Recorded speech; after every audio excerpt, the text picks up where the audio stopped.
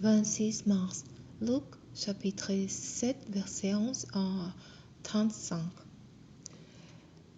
Ensuite, Jésus se rendit dans une ville appelée Naïn. Ses disciples et une grande foule l'accompagnaient. Quand il arrivait à la porte de la ville, il rencontra un convoi funèbre. En intérieur, les fils uniques d'une veuve. Beaucoup d'habitants de la ville suivirent les cortèges. Le Seigneur vit la veuve et il fut pris de pitié pour elle. Il lui dit, « Ne pleure pas. » Puis il s'approcha de la civière et posa sa main sur elle. Les porteurs se retirèrent. « Jeune homme, dit-il, je te l'ordonne, lève-toi. » Le mort se redressa, s'assit et se mit à parler. Jésus le rendit à sa mère. Saisi d'une profonde crainte, tous les assistants lui ont dit des saints. Un grand prophète est apparu parmi nous. Et ils ajoutèrent, Dieu est venu prendre soin de son peuple. Cette déclaration concernant Jésus se répandit dans toute la Judée et dans les régions environnantes. Jean fut informé par ses disciples de tout ce qui s'est passé. Il appela alors deux d'entre eux et les envoya près du Seigneur pour demander, est-ce celui qui devait venir ou bien devons-nous en attendre un autre? Ces hommes se présentèrent à Jésus et lui dirent, c'est Jean-Baptiste qui nous envoyait. Voici ce qu'il t'avait demandé. Est-ce celui qui devait venir ou bien devons-nous en attendre un autre? Au moment où ils arrivèrent, Jésus guérit plusieurs personnes de diverses maladies et infirmités. Il délivra des gens qui étaient sous l'emprise d'esprits mauvais et rendit la vue à plusieurs aveugles. Il répondit alors aux envieux, retournez auprès des gens et racontez-lui ce que vous avez vu et entendu.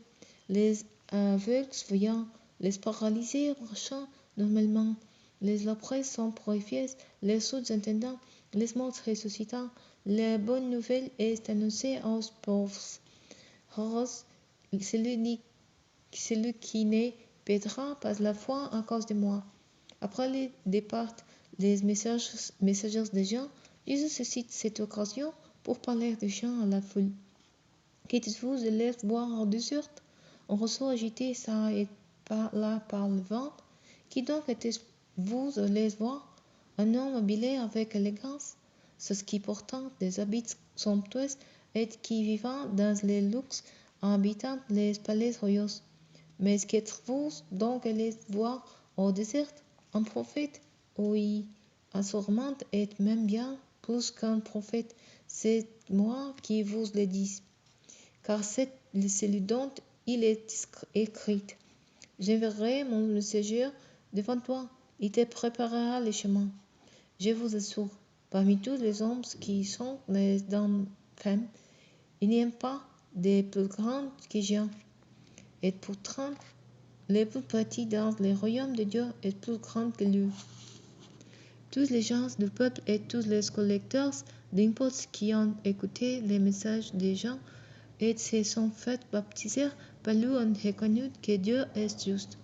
Mais les pharisiens et les enseignants de la loi qui ont refusé de se faire baptiser par lui ont rejeté la volonté de Dieu à leur égard.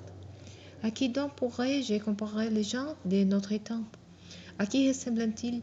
Ils sont comme des enfants assis sur la place du marché qui se craignent les uns aux autres. Quand nous avons joué de la flûte, vous n'avez pas dansé. Et quand nous avons chanté des airs de luth, vous ne vous êtes pas mis à pleurer. En effet, Jean-Baptiste est venu. Il ne mangeait pas de pain, il ne buvait pas de vin. Qu'avez-vous? Dit-alors, il en demande-le.